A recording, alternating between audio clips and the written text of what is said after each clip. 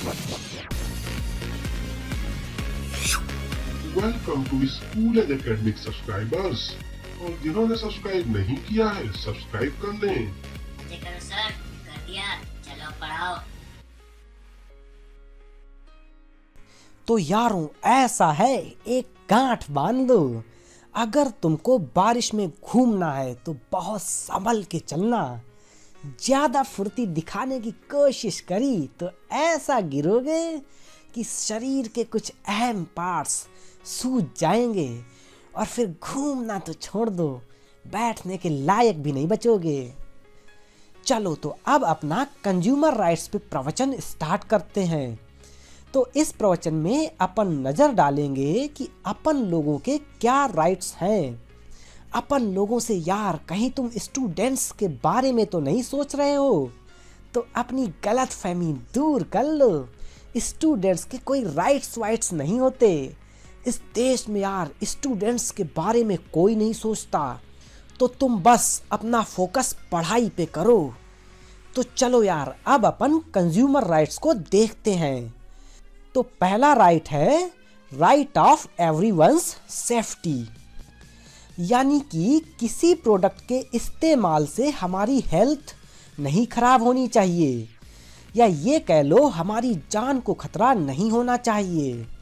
और इससे हमें एक मूवी का किस्सा याद आ गया। एक बार एक आदमी का हॉस्पिटल में ऑपरेशन हुआ और डॉक्टर ने ऑपरेशन के बाद कैंची अंदर ही पैक कर दी। यार लग रहा है वो डॉक्टर रिजर्वेशन वाला रहा होगा। तो ऐसे अगर हो जाए तो तुम एक अच्छा सा वकील करके डॉक्टर का टेटुआ पकड़ सकते हो। सेकंड राइट है information about goods and services, यानी कि हर एक प्रोडक्ट जो कस्टमर बाई करता है उसकी जानकारी होनी चाहिए कस्टमर को। अब यार वो कैसे? तो जब भी तुम कोई चीज खरीदते हो तो उस प्रोडक्ट के पैकेट में सब कुछ लिखा होना चाहिए कि ये कब बना था, इसका क्या प्राइस है, इसकी एक्सपायरी डेट क्या है, इसको बनाने में कौन कौन से इंग्रेडिएंट्स यूज हुए हैं और उसको कैसे इस्तेमाल करना चाहिए, वगैरह वगैरह।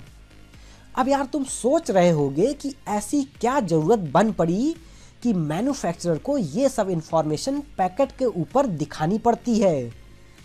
तो इसका जवाब है कि यार हर एक इंसान का राइट है कि इसको गुड्स एंड सर्विसेज का पूरा इंफॉर्मेशन मिले। जैसे यार मान लो कि तुम कोई चीज़ लेके आए शॉपकीपर से और वो बिल्कुल भंगार निकला, और यार जब तुम वो प्रोडक्ट लेके वापस गए शॉपकीपर के पास तो उसने वापस लेने से मना कर दिया क्योंकि उसमें warranty and expiry period printed ही नहीं था।